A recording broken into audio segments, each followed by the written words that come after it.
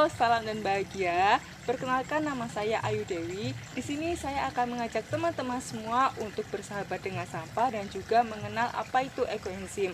Buat teman-teman yang masih mempunyai pemikiran bahwa sampah itu menjijikan, tidak mempunyai nilai ekonomi, nah teman-teman semua wajib menonton video yang satu ini. Tentunya saya tidak sendirian, saya akan ditemani oleh 2 orang yang sudah ahli di bidangnya. Nah, tanpa berlama-lama lagi, yuk simak video berikut ini.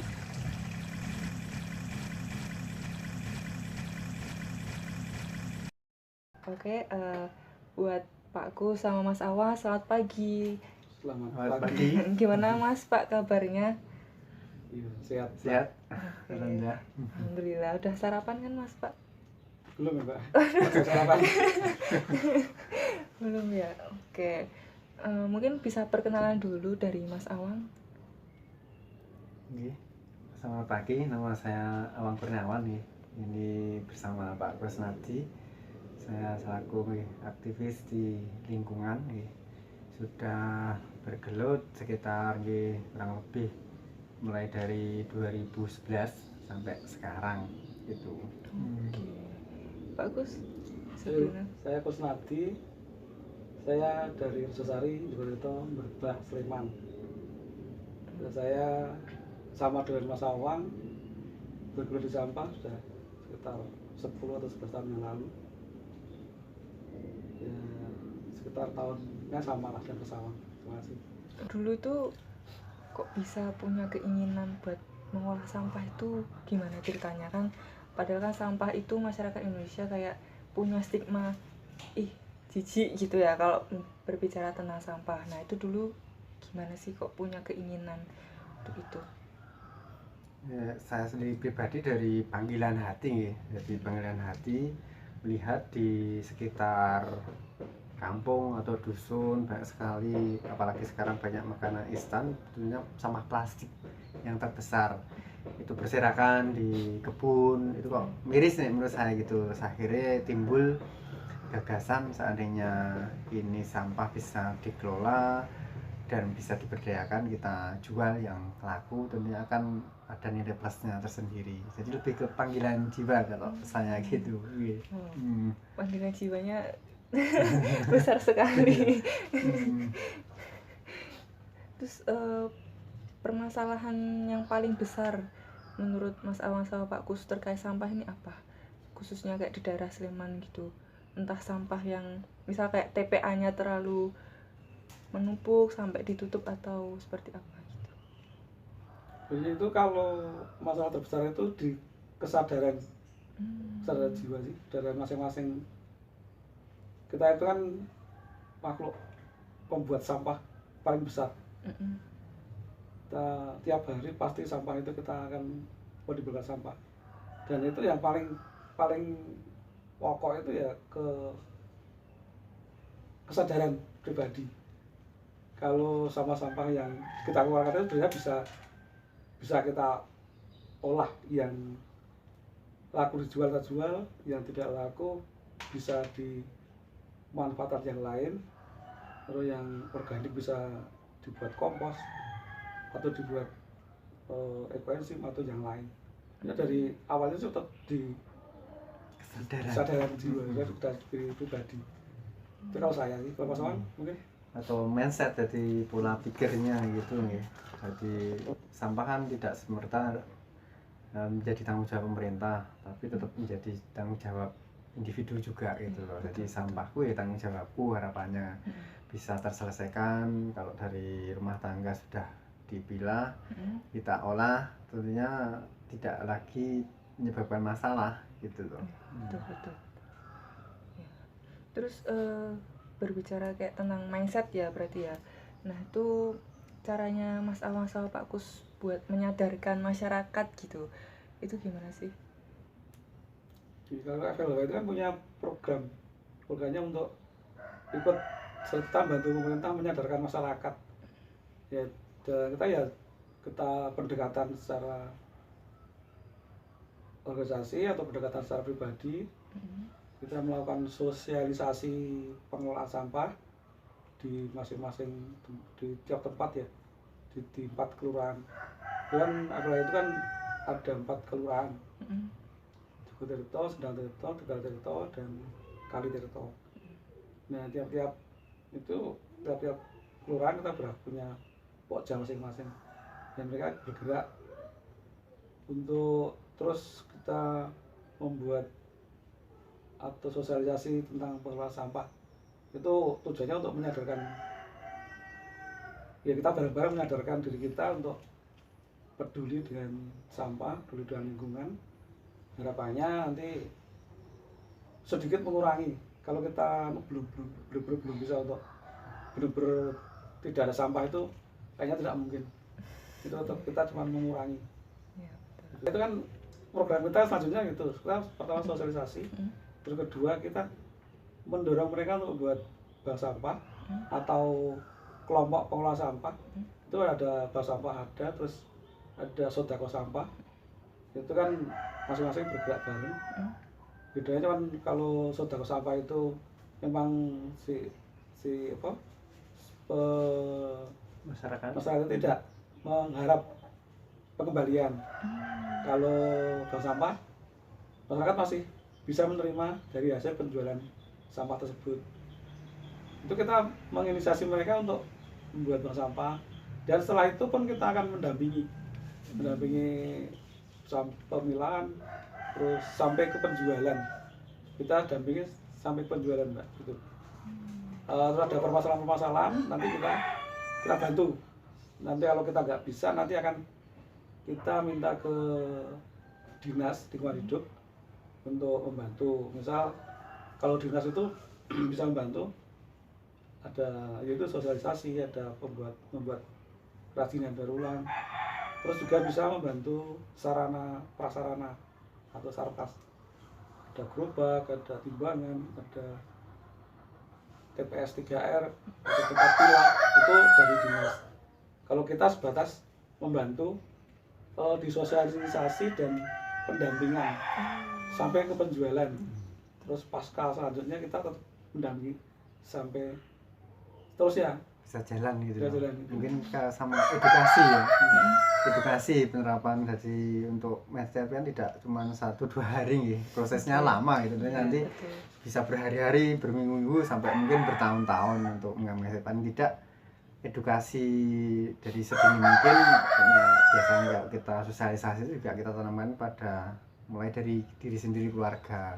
Harapannya dari mulai keluarga sudah memilah, terus nanti membentuk suatu kelompok, akan tercipta suatu edukasi cinta lingkungan gitu, Pak Ciling terhadap generasi muda, terus orang tuanya gitu loh. Terus nanti setelah teredukasi minimal mindset akan berubah gitu loh, sedikit demi sedikit lah. Gitu. Kalau langsung seperti membelakkan telapak tangan kayaknya juga tidak bisa Iya. gitu. Paling tidak juga menggaya hidupkan untuk mengurangi sampah. Mungkin kalau berbelanja nih bawa tas sendiri biar pastinya juga akan berkurang, itu tim menggaya hidupkan untuk cinta lingkungan itu. Berarti peran pemerintah tadi dari mana? Itu Dinas lingkungan hidup. itu udah berperan juga ya untuk pengelolaan sampah ini. Oh iya. Oh, memang dari kita kan memang berapa ya? Kita tuh dibimbing atau dibina langsung dari Dinas Lingkungan Hidup dan Kabupaten Sleman. Juga Kapanewon juga banyak memberi support ke kita dari kegiatan, terus dari pemerintah kelurahan juga support banyak juga. Jadi kita tidak bisa mengesampingkan pemerintah-pemerintah yang ada di kita, misal kelurahan, kecamatan, dan kabupaten. Mereka support banget kok. Cuman ya ada kadang-kadang ya ada banyak, ada sedikit gitu. Porsinya beda-beda. Yeah. Atau kadang pula kita sebagai monitoring untuk perkembangan bank sampah yang ada di dusun-dusun. Biasanya dari pihak DLH, kalau ada yang mengajukan proposal lu mesti tanya ke kita, Mas tolong ini dicekkan, ini benar-benar sudah jalan atau belum. Mereka untuk mengucurkan sarananya kan tentunya akan dilihat real di lapangan, ini bangsa sudah jalan atau belum. Nah, kita tinggal melaporkan saja sesuai dengan kondisi yang ada di bawah. Kalau sudah berjalan tentunya mereka akan meng-ACC gitu sebagai bisa sebagai kepanjang tanganan dari Dinas Lingkungan Hidup ya, mungkin di tingkat Kapanewonnya mungkin kita kayak gitu. Malah bagus gitu Mas, maksudnya dari pemerintahnya sendiri tuh udah ada berperan aktif gitu. Iya. Jadi nggak hanya masyarakatnya aja tapi pemerintahnya tuh juga dukung. Terus bank sampah tadi tuh otomatis kan menghasilkan suatu produk ya. Nah itu kira-kira produknya tuh apakah ada pasar tertentu untuk menjual barang-barang seperti itu? Soalnya kan kalau dilihat di pasar-pasar lain tuh kayak masih jarang gitu ya untuk menjual hasil-hasil seperti itu, hasil-hasil dari pengolahan sampah. Nah itu apakah ada pasar tertentunya, mungkin misal kayak bikin tas dari limbah sampah, mungkin itu mau dijual di pasar A atau di mana gitu, apakah ada di sini? Ya, kreasi daur ulang itu memang ada beberapa kelompok yang sudah membuat gitu loh, tapi kendalanya saat ini di pemasaran itu memang belum begitu menggeliat nih itu. Jadi kadang kalau kita sudah buat agak banyak yang dari dinas juga membantu tapi belum bisa maksimal gitu deh. Mungkin untuk menembus pangsa pasar baik di luar maupun di dalam sendiri ini juga proses. Dalam hari ini dinas tetap mengupayakan untuk agar nanti barang-barang daur ulang ini bisa laku gitu loh. Saat ini paling tidak kita pakai dahulu lah, kalau enggak dijual online, kalau enggak laku ya kita berdayakan sendiri, kita bisa pakai sendiri gitu. Kalau dari dinas itu supportnya untuk daur ulang atau kalau daur ulang itu kayaknya belum, karena mau ganti upcycle ya istilahnya. Kalau itu kerajinan itu dari Dela itu sering ada pameran, kadang di Kabupaten Sleman itu ada beberapa kali ada pameran tiap tahun. Terus di Dela Provinsi itu juga mengadakan pameran, kadang di Mall Malioboro ya, di apa namanya, swalayan besar, namanya apa coba? Swalayan besar itu namanya apa? Galeri. Swalayan besar itu Besarnya. kayak mall-mall itu kita sering di sana. Beberapa mall kita pernah pameran di sana. Itu yang mengadakan, yang memfasilitasi Dela Provinsi. Terus kita kadang diajak ke pameran nasional itu di Jakarta biasanya, di Jakarta Convention apa ya? Hal. Ya itu di sana. Lupa namanya. Harapannya untuk membukakan pasar ya. Mungkin dari khalayak ramai atau masyarakat umum bisa tahu produk dari daur ulang ini gitu loh, dengan adanya pameran tadi. Dan sebentar pameran yang kalau di mall-mall itu malah bagus soalnya apanya, Pasarnya bagus, jualannya juga lumayan. Ya, itu makanya karena kemarin kita buat tahun pandemi itu jadi off ya, sementara bisa berhenti. Itu support dari pemerintah bagus banget, udah sangat bagus. Cuman kita aja tinggal meraih bantuan dari pemerintah. Terus teman-teman yang lain kan ada yang dapat TPS 3R, itu total dana yang dibutuhkan sekitar 600 jutaan. Itu besar toh.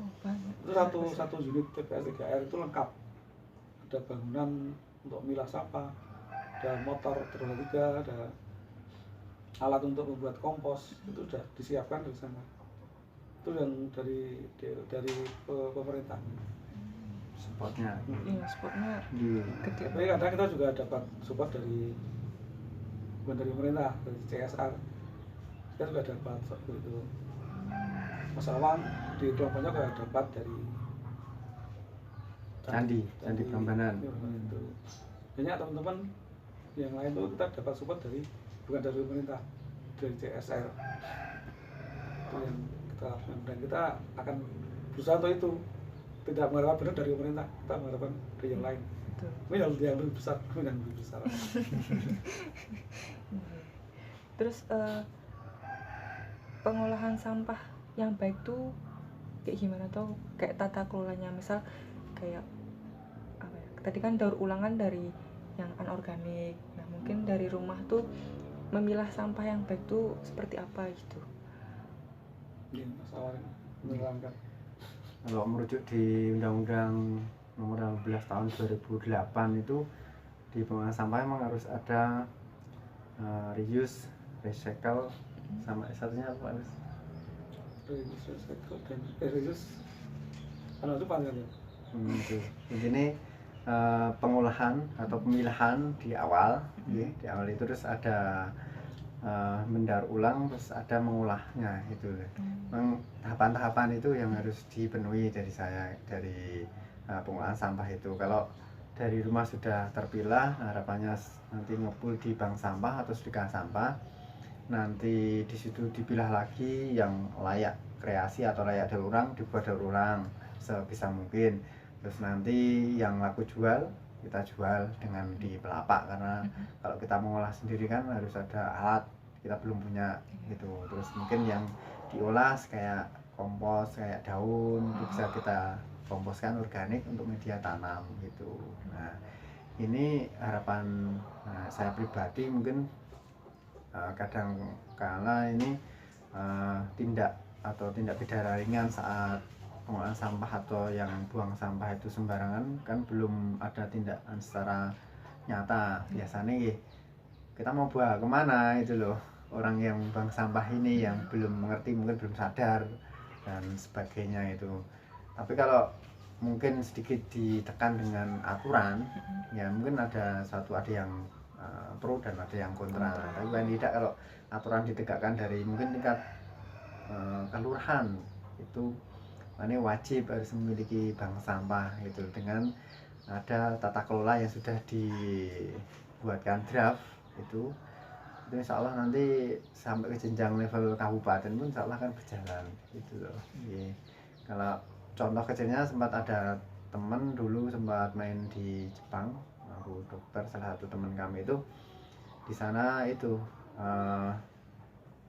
peraturan atau perundang-undangan itu sudah ditegakkan dari bawah. Memang kalau mereka buang ada dendanya jelas, denda sekian ribu mana, terus mungkin kalau sok denda kurungan gitu, jadi ada yang ditakut-takuti gitu loh. Nah itu mungkin apa efek jerahnya itu harapannya gitu.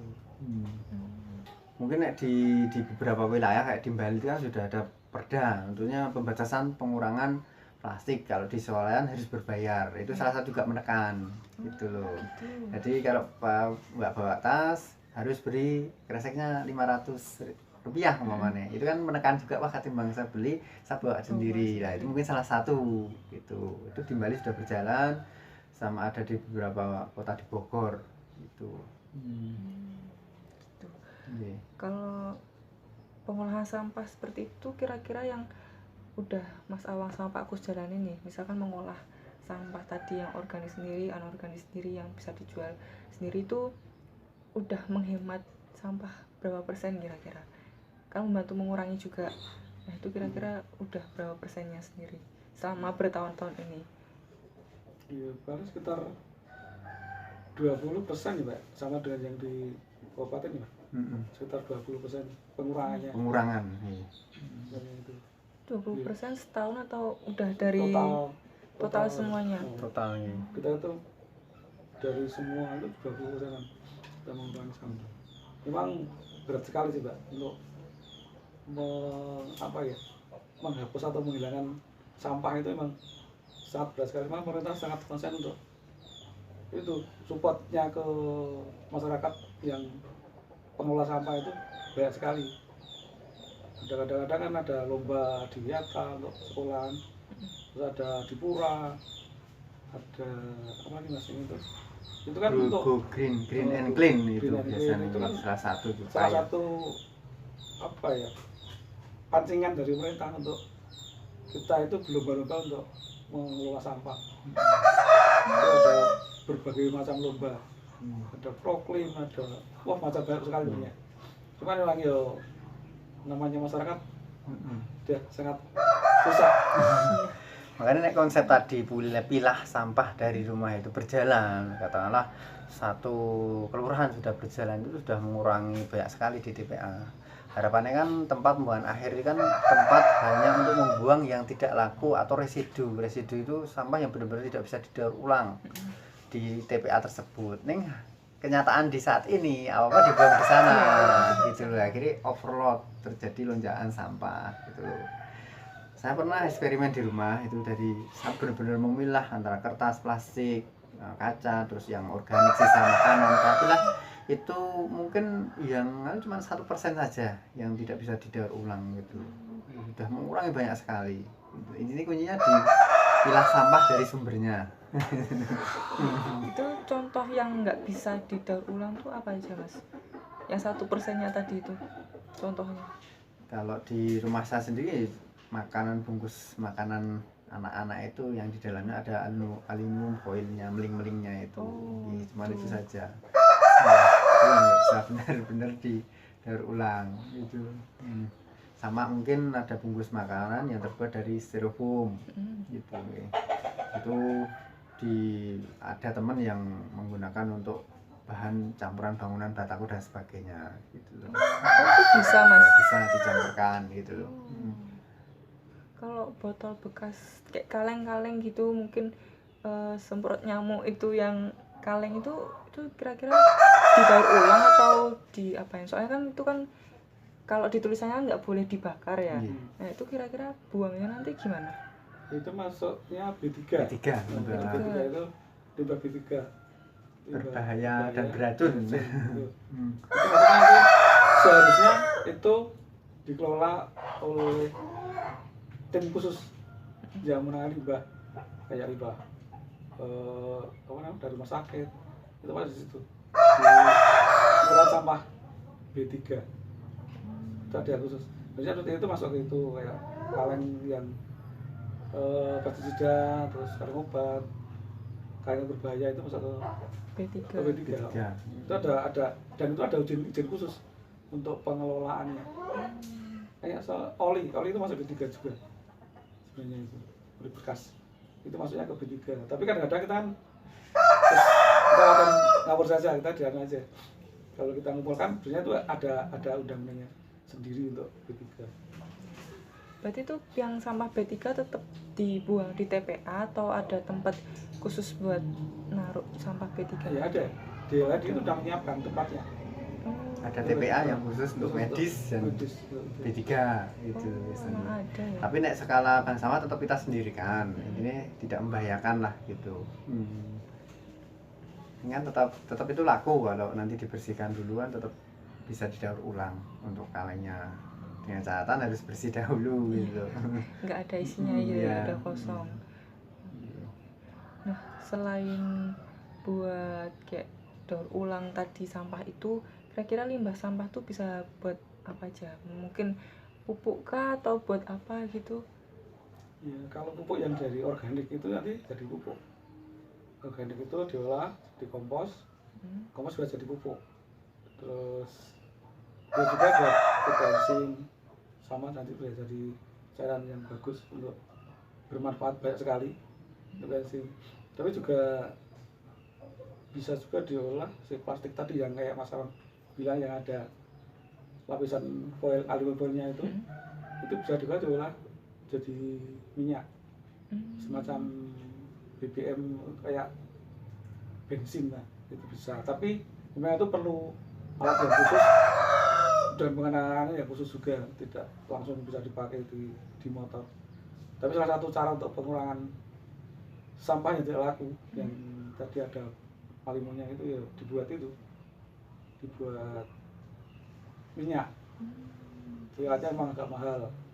Terus juga dibuat kayak paving block, itu bisa juga dengan pemasangan dengan alat yang khusus juga, itu dibuat paving block bisa. Terus dibuat bahan bangunan juga bisa. Kalau buat tiang-tiang itu pakai itu bisa, karena ada teman-teman ada yang sudah bikin di daerah Bantul itu, udah ada yang bikin tulang-tulangan rumah itu dari plastik. Ini kayak pengganti semennya itu kayak plastik, tengahnya dikasih besi-besi, sama dengan buat rangka bangunan rumah yang dicor itu bisa dipakai itu. Jadi itu tengahnya tetap besi terus dikasih plastik itu, atau 100% plastik? Tengahnya kasih besi, tetap besinya untuk penguatnya. Itu pengganti pasir sama semen. Itu bisa. Itu banyak yang udah bikin. Terus dibuat kayak meja, kursi, dan banyak lagi Mbak. Sekarang udah mulai berbagai eksperimen. Ada teman yang udah dapat apa namanya, paten untuk membuat papan dari tadi itu, yang bling-bling tadi itu. Dan jadi hasilnya tadi nanti akan warnanya kan tetap warna aslinya, warna misal catnya kuning ya kuning seperti itu, jadi warnanya bisa bagus, mosaik, kayak mosaik itu. Wow, Itu yang keren. yang Keren. kita mau ngarah situ tapi biayanya terlalu tinggi.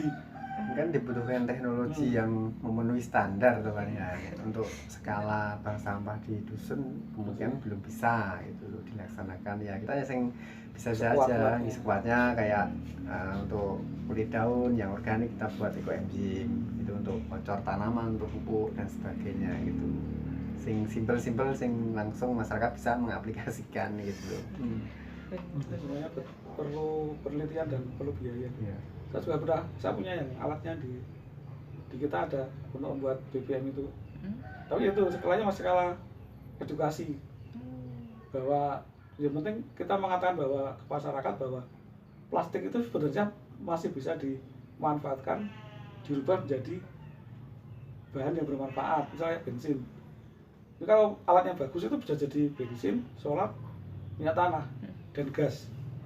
Bisa juga ada, jadi ada beberapa hasil, dan hasil proses pengolahan itu nanti ada arang plastik itu masih bisa dipakai untuk bahan bangunan.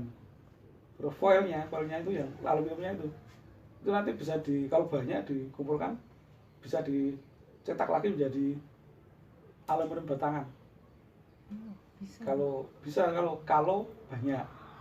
Tapi kan karena alat kita itu kecil, prosesnya juga mahal, jadi sementara kita baru tarafnya edukasi ke masyarakat bahwa kita bisa seperti itu. Dan itu kita butuh support dari pemerintah yang banyak sekali.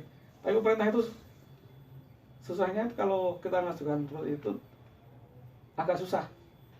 Pokoknya belum baku, belum ada juklak dari pemerintah yang di atas, kayak dari kementerian itu belum ada juklak untuk itu.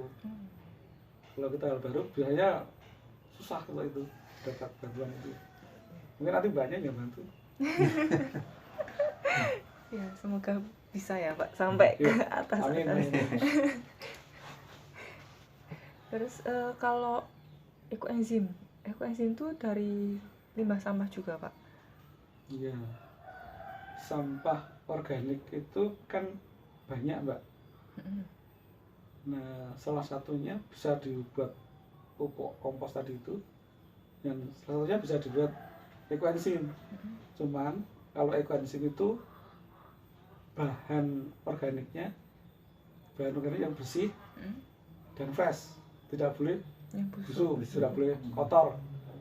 Jadi kayak pengolahan sampah organik eksklusif, itu yang perlu bahan yang bersih dan tidak kotor, tidak mau yang berbelatung gitu. Kalau kompos kan kayak orang-orang biasa gitu, dia pakai yang busuk yang segala macam bisa. Kalau kompos itu bedanya ekoenzim sama kompos, tapi tujuan sama, untuk mengurangi atau mengelola sampah organik. Nah itu kenapa yang nggak boleh busuk gitu? Kenapa yang harus masih fresh? Ya karena itu kan nantinya untuk tujuan akhirnya itu untuk banyak manfaatnya. Yang satu manfaat itu untuk bersinggungan dengan tubuh kita. Jadi untuk cuci tangan, untuk desinfektan, dan bisa untuk cuci mulut atau kumur-kumur, dan luka, apa namanya? Ngering. Bersih luka, itu juga bisa. Dan itu bisa untuk memurnikan atau ya semprot itu kayak memurnikan udara, membersihkan udara katanya. Bisa semprot pakai itu, udara kan jadi lebih bersih. Juga bisa untuk membersihkan atau membantu ekosistem air. Itu kalau dituangin pakai ekoenzim, ekosistem air kan akan lebih bagus. mikrobia atau yang ada di air tersebut atau di perairan tersebut akan berkembang dengan baik kalau dikasih tambahan ekoenzim. Enzim itu. Iya. Makanya kita butuh bahan organik yang segar. segar, itu yang fresh. Itu dulu awalnya tahu ekoenzim itu dari mana? Kok bisa mencetus bikin ekoenzim gitu? Iya. Itu duluan masuk di Indonesia nggih sekitar 2 tahun, maksudnya dari Thailand, jadi Dr. Rosukan. Itu dia peneliti pertanian organik di sana, diteliti sekian mungkin nggih bertahun-tahun nih di sana. Akhirnya kita mulai masuk itu dari Malaysia dibawa orang Malaysia, jadi sampai ke Indonesia gitu. Jadi saat ini kan lagi ngetren, jadi ngetrennya pun baru di beberapa tempat ke enzim Nusantara gitu loh. Makanya di Berbah ini khususnya di Forum Rumah Hidup nih, kita mulai kenalkan di masyarakat bahasanya ini loh cairan sejuta manfaat dari koenzim, dari kulit buah tentunya yang fresh tadi. Gitu. Boleh lihat itu ekoenzimnya di bawah. Ya, ini yang sudah jadi. Sudah jadi. Ini yang masih ada buahnya. Siap panen. Yang siap panen ini. Tapi ini belum panen, Mas. Belum. Masih beberapa alat tadi. Kalau ini masih nunggu berapa lama lagi, Mas? Apa ini tanggalnya ini? Yang tanggalnya enggak. Nah, ini ampasnya dari yang sudah terpanen. Ini ampasnya ini. Ini kan bisa kita fungsikan nih, kita fungsikan sebagai pengharum ruangan kalau kita keringkan dahulu gitu.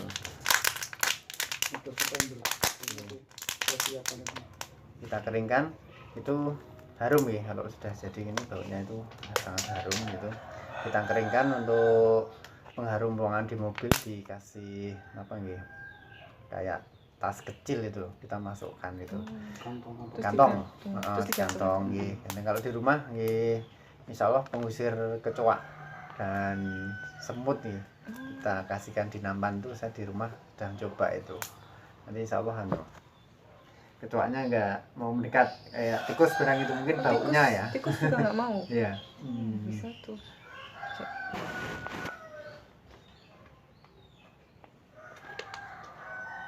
Wangi, Mas. Iya. Wangi. Harum. Harum.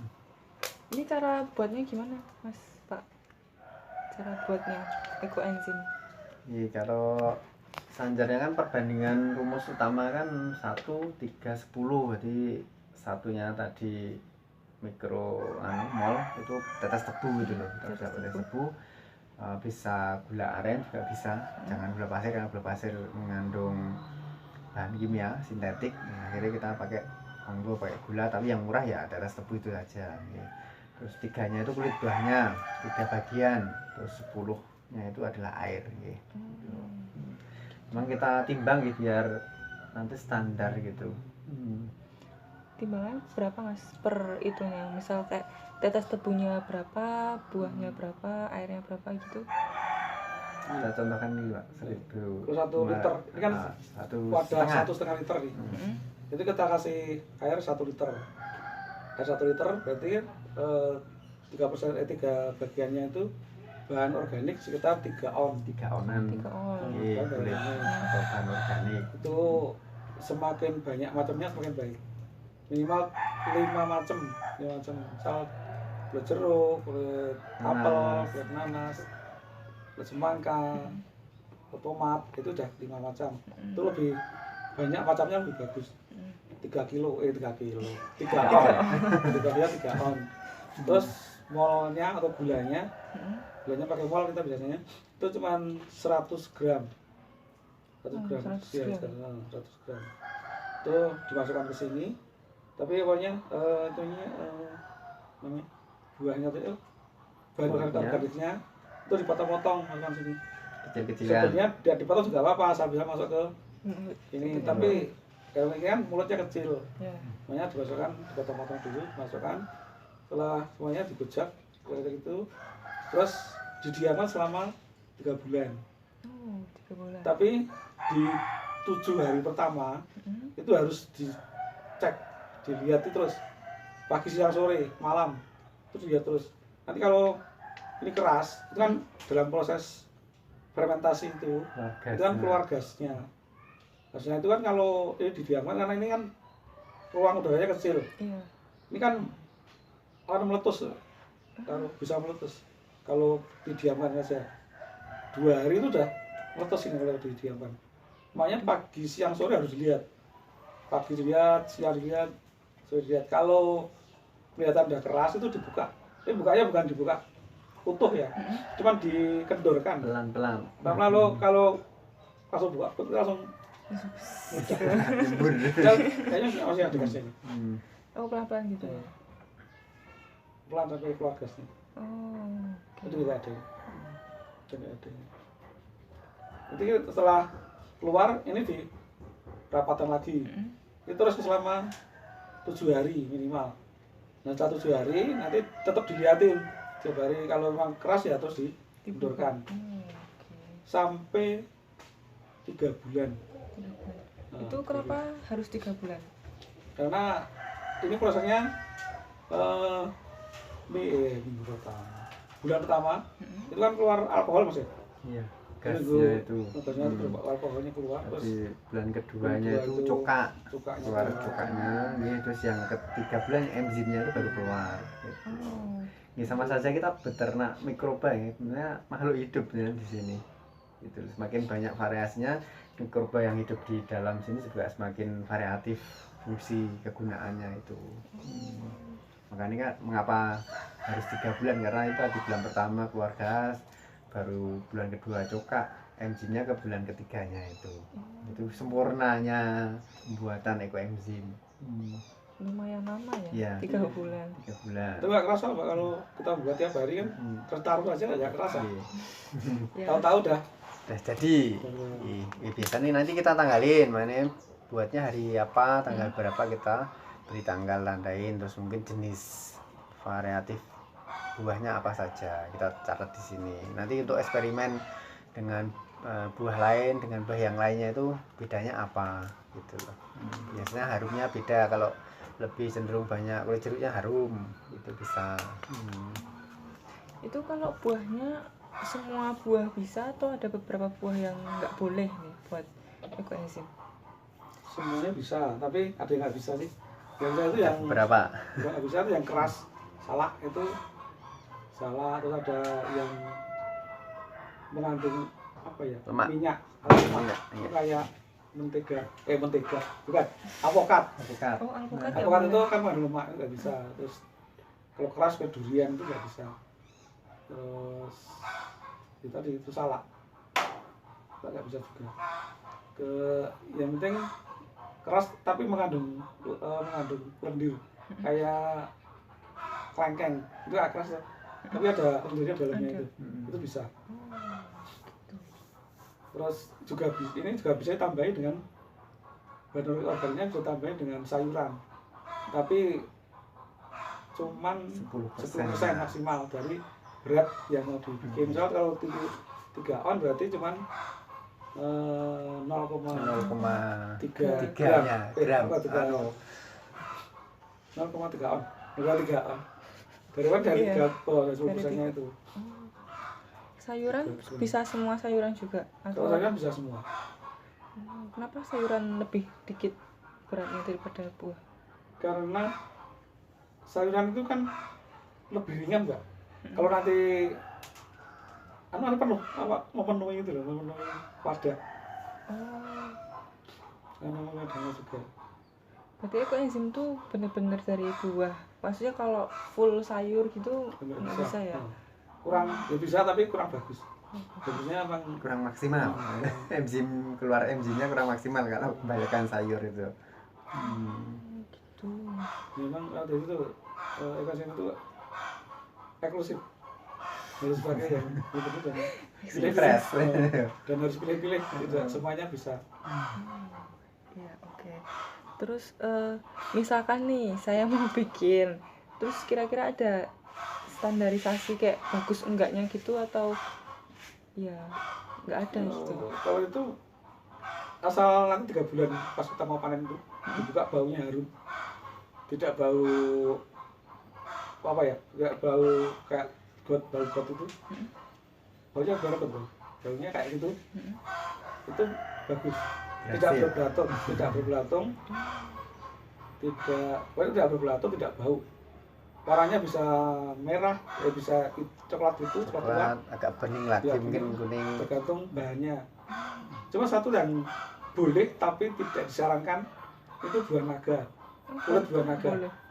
Karena nanti kan ini juga bisa dipakai untuk cuci baju. Oh, ini itu bisa buat cuci baju. Iya, bisa. cuci baju, bisa pakai krem Mas Awang sering keras pakai ini. Pakai ini Mas. Iya. Nah itu kan kalau kita pakai buah naga Heeh. itu nanti kalau kita pakai kalau pas Cuci. kena dipakai untuk mencuci itu buah si baju akan Merah. merah. Oh, wow. Jadi dia akan membekas di situ. Makanya boleh tapi tidak disarankan. Nah tadi itu yang kayak tadi yang ekoenzim yang bukan gagal ya, cuman berbelatung atau berbau Baunya kurang sedap. kurang sedap itu berarti harus diperbaiki. Itu harus ditutup rapat terus dijemur di sinar matahari selama 3 hari, dalam sehari setengah jam Setengah jam. terus diambil lagi. Nah itu yang tadi agak bau terus ada belatungnya. Nah belatungnya cuma dibuang dulu terus tadi itu sama dipaskan selama 3 hari. Tapi cuma setengah jam per harinya. Nah itu tidak diperkenankan untuk cuci luka dan sebagainya yang bersinggungan dengan Kulit. kulit. Kulit. Itu sebaiknya dipakai untuk Tanaman. tanaman saja, untuk nyimpan tanaman, untuk pupuk, yang untuk tanaman, tidak pakai untuk kita. Kalau yang agak rusak tadi, tapi bukan gagal, agak rusak. Dan bagusnya lagi, ekoenzim itu tidak punya kadaluarsa, Expired. nggak punya expired. Nggak punya kadaluarsa. Semakin lama semakin bagus. Tidak di misal udah jadi seperti ini, Pak. Nah yang ini dikeringkan aja, yang ini dalam kondisi seperti ini didiamkan saja selama bertahun-tahun nggak apa-apa. Oh, nggak Yang apa-apa. penting tidak terbuka, Rapat, disimpan masih rapat, rapat.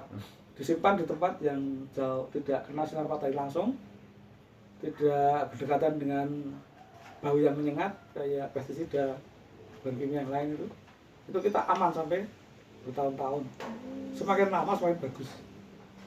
Kelebihannya itu semakin lama semakin bagus. Terus mungkin Tidak ada tempatnya yang tidak harus kayak kan cuman kalau untuk praktek saja nih botol, mungkin punya toples yang agak lebar gitu loh, mungkin lebih pakai lebih bagus, menyacahnya kan nggak terlalu kecil, kita Iya. langsung masukkan gitu loh. Kayak kaleng wafer gitu Ya bisa. wafer, ini intinya jangan yang beling besi atau yang pakai kaca, intinya plastik Oh, yang harusnya berbahan plastik. ya nanti. Kalau kaca kan nanti seandainya tidak berhasil dan pecah kan bahaya kacanya atau itu, maka disarankan yang plastik. Terus tutupnya agak lebar, mungkin keluar gasnya juga tidak terlalu banyak juga nih. Kalau yang lebar itu biasa nih, gitu. tidak meledak. Tidak meledak. Gitu. Medianya kan lebih lebar loh itu. Terus selain buat itu apalagi Mas? Berarti memakai ini tuh dikit aja gitu Mas perbandingannya. Perbandingannya banyak 1:10. 1 enzimnya, 10-nya air gitu. Itu bisa untuk kocor tanaman ada. Nanti ada kalau yang untuk diaplikasikan di di dalam tubuh itu ada aturan tersendiri, terutama yang harus memakai tetes tebu diganti dengan gula Jawa atau gula aren gitu. Kalau untuk konsumsi lebih aman gitu loh. Oh, ini bisa diminum juga. Bisa. Kalau ini enggak, Kalau ini kan pakai tetes tebu, seandainya memakai gula atau madu kan juga bisa, itu bisa diminum untuk detoksifikasi, detok penyakit. untuk tubuh kita. Tapi pengganti tetes tebunya itu gula atau madu. Iya, harus dibedakan itu. Dan mungkin buahnya juga fresh itu loh. Enggak yang Enggak yang enggak cuman kulitnya saja, tapi buah benar-benar buah fresh gitu loh. Karena untuk konsumsi di dalam tubuh kita. Tapi nek kita sarankan ya saat ini untuk tanaman saja dulu lah. karena di kita itu belum ada pakar yang lebih mengetahui, ini belum berani bertanggung jawab, kan mendingan ke tanaman dulu untuk pembersih kloset, untuk cuci piring, cuci pakaian, untuk tanaman kita kocorkan, semprotkan, itu lebih manfaat gitu.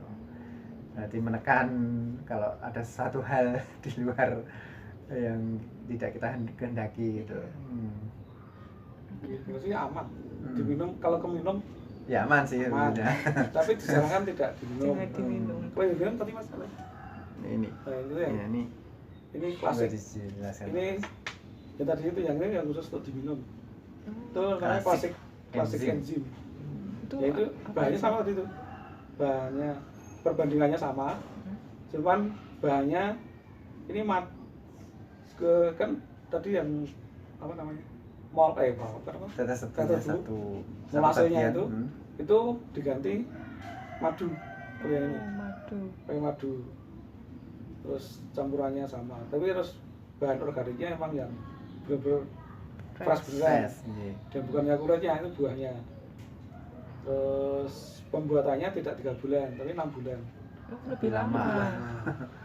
Karena memang tujuannya untuk tuh, rasanya kayak apa ya, kayak semriwing ya.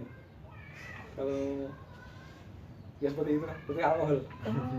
Waduh, halal nggak itu Mas? Ya itu makanya masih dipertanyakan. Karena kita tidak menyarankan untuk membuat seperti ini karena juga mahal. Terus sia-sia di 6 bulan ini. Iya. Kan silakan pakai ini aja, enzim biasa. Manfaatnya juga banyak banget dan apa ya, lebih enaknya ini daripada ini repot nanti tidak, takutnya Kenapa? ada efeknya. Kita belum berani. Nah, terus ada manfaat lain yang mungkin teman-teman udah pernah nyoba, itu ampasnya itu campur sama ekoenzim, kasih air, dikasih air, itu dipakai kerendam kaki kalau dia kena sakit asam urat. Kan bapak udah tua kayak saya udah tua itu karena sering ada asam urat, gangguan asam urat itu bisa diatasi dari itu. Ini ampasnya Itu asam uratnya hilang atau berkurang, mengurangi aja? Berkurang. udah bisa hilang, ya. udah sembuh. Sembuh. Dan itu udah banyak yang mencoba.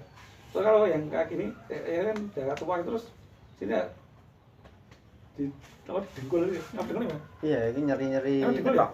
Apa lutut ya, lutut itu sakit, nyeri itu. Ini dipakai ekoenzim ampasnya itu masih basah, itu tempel sakit, itu dibalut biar gak lepas itu. Dibuat kain biar gak lepas, itu dipakai tidur, terus itu udah mengurangi sih itu apa sakitnya, nyerinya itu. Jadi satu banyak sekali udah testimoni yang melakukan seperti itu. Jadi kita kan ada grup WA ekoenzim tingkatnya Kapanewon. Nah, itu ada yang laporan sudah mencoba gitu loh. Jadi sudah testimoni hasilnya mengurangi gitu loh. Kemarin sembuh ibu-ibu kan. Nanti kita coba, saya kumpulkan, kita narasikan, kita buat satu catatan ya. Jadi kan testimoni benar-benar teman kuliah kita praktekkan gitu loh. Kalau selain asam urat gitu ada testimoni lain nggak? Sakit apa gitu? Kalau untuk luka dan ramanya tangan gitu. Saya sendiri kalau habis dari sawah itu kan gatal-gatal, itu kita rendam, jadi kasih 3 tutup dengan satu perbandingan airnya kira-kira 20 tutupnya gimana. Itu kita rendam sekitar setengah jam atau seperempat jam, itu sudah mengurangi gatal atau luka-luka biasanya rangan kalau bahasa Jawa itu mengurangi bener itu gatalnya juga. Biasanya itu sembuh.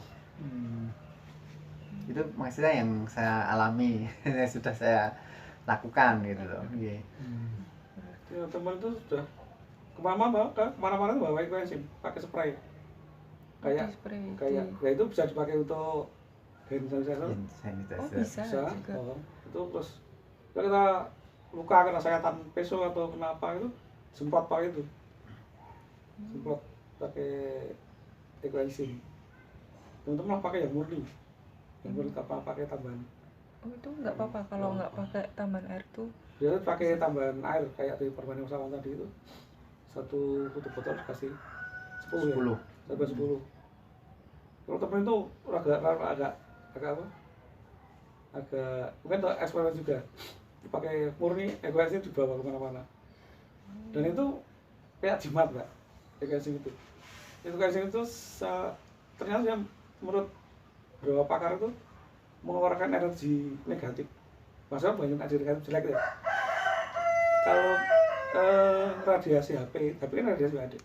Nah itu radiasi itu maksudnya radiasi itu energinya keluarnya positif, radiasinya itu. Nah kita antisipasi atau kita lawan dengan ekoenzim yang mengeluarkan energi negatif. Jadinya kan terapa namanya? Menolak.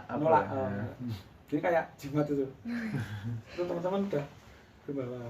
Terus ada lagi yang di kasurnya itu disebari tadi ampas yang kering tadi itu. Itu salah satu cara untuk itu menangkal radiasi. Radiasi misal dari ada apa namanya TV, HP dan tower itu biasanya kan radiasi gede sekali. Nah satu caranya itu menangkal atau mengurangi radiasinya pakai ekoenzim ampasnya, atau juga bisa pakai ekoenzim yang ini ya, terus dibuka taruh di tempat kayak kita pakai aromaterapi, kita taruh aja di pojok, itu nggak usah dipalasi, sudah hanya mengeluarkan energi negatifnya, jadi akan terlawan si energi positif tadi, di radiasi dan sebagainya itu akan di apa ya namanya? Ditangkal kayak penangkal sapi. Banyak sekali memang ini. Cuman ya beberapa teman-teman di grup besar itu udah saling bereksperimen sendiri. Kan masih belum ada yang tahu ya. Ekoenzim itu masih baru kan ininya, tentang ininya. Apa namanya? Ilmunya. Itu kira-kira kalau di Jogja baru di sini aja atau? Enggak. Jogja itu udah besar Mbak, udah banyak sebetulnya. Kita makanya itu kita ada grup ekoenzim Nusantara. Grup ekoenzim Nusantara itu sudah satu Indonesia, dari nasional, terus di tiap provinsi, tiap kabupaten itu udah ada. Namanya Omah Ekoenzim. Biasanya itu dia kan jadi kayak banknya ekoenzim. Dan kita bukan wajib store, kita dapat nitipkan donasi enzim kita ke tempat itu. Di Jogja, di Sleman itu udah ada tempatnya Rumah Ekoenzim. Dan nanti harapannya tiap Kapanewon ada kayak Rumah Ekoenzim. Itu didonasikan. Karena ini kan dari penuhnya tidak boleh diperjualbelikan atau dikomersilkan. Ini harus cuma didonasikan. Kalau ya minta aja. Meskipun kita bikinnya juga pakai biaya. Tapi dari penemunya dokter Sukan itu dia penelitiannya juga biaya tinggi, bertahun-tahun dia memerlukan waktunya, pikiran, biaya itu bertahun-tahun, berpuluh-puluh tahun ketemu itu, dan beliau udah mendonasikan semua ilmunya yang berarti untuk ekoenzim, terus diturunkan ke penggiat ekoenzim bahwa itu tidak boleh diperjualbelikan. Paling ganti botol. Pantesan di toko-toko tuh belum ada ekoenzim. Ternyata emang nggak boleh toh dijual beli. Mungkin dari Mas Awang sama Pak Kus kayak ada pesan gitu buat teman-teman di sana terkait pengolahan sampah sama ekoenzim ini. Biar apa ya, teman-teman di sana tuh sadar gitu loh, oh iya ternyata sampah itu bisa dijadiin nilai ekonomis juga gitu. Saya nggak punya ya. Iya, harapan saya baik itu dari teman-teman yang masih muda, kita mulai harus melek terhadap lingkungan ya. Saat ini Jadi kita di bumi kan cuma mampir saat ini, yang nanti juga akan beralih ke generasi selanjutnya gitu.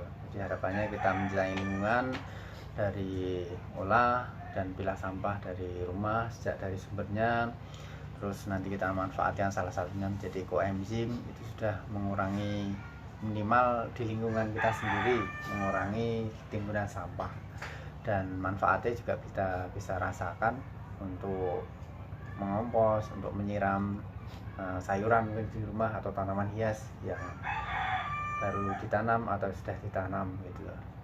Minimal ya, untuk hidup lestari kita next untuk tinggalan generasi mendatang itu bumi yang sehat dan baik gitu loh. Kan cuma kayak piknik nih kita hidup di nanti akan beralih ke masa selanjutnya gitu. Itu mungkin. Mungkin tambah sedikit. Sebenarnya tadi kita sudah bilang bahwa apa namanya, sampah itu bisa juga sebagai ekonomi. Nah sekarang baru dicanangkan sirkular ekonomi. Bahwa sampah itu bisa diputar dari ekonomi besar. Dan sekarang banyak sekali anak-anak muda yang bergelut di sampah dan apa namanya, dia hidup dari sampah.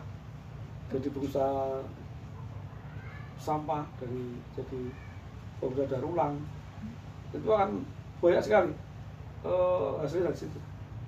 Teman-teman muda banyak sekali yang bergelut di sampah. Makanya teman-teman muda disiapkan dan berusaha belajar banget untuk mengolah sampah. Mengolah sampah sirkular ekonominya sangat tinggi.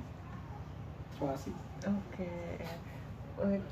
Terima kasih buat Mas Awan dan juga Pak Kus yang udah menemani saya di sini untuk berbicara tentang pengolahan sampah dan juga apa itu ekoenzim. Semoga teman-teman yang menonton itu bisa mendapatkan ilmunya. Nah, kalau misalkan teman-teman di sini masih ingin bertanya lebih lanjut apa itu ekoenzim dan juga pengolahan sampah, mungkin dari Mas Awan sama Pak Kus punya sosial media yang bisa dikunjungi sama teman-teman di sana, Instagram atau mungkin nanti nomor teleponnya bisa ditaruh di description box. Itu ada Instagramnya mungkin di apa namanya? Bagus. Instagram. Saya Kusnadi aja loh. Kusnadi. Oh ya, @kusnadi gitu. Yeah. Oke. Ya mungkin sosial medianya masih dalam tahap pengembangan, jadi nanti bisa ditulis di description box juga. Ya, oke. Sekali lagi terima kasih. Semoga apa yang disampaikan bisa bermanfaat. Mohon maaf juga apabila ada kesalahan kata. Sekian, selamat pagi, salam.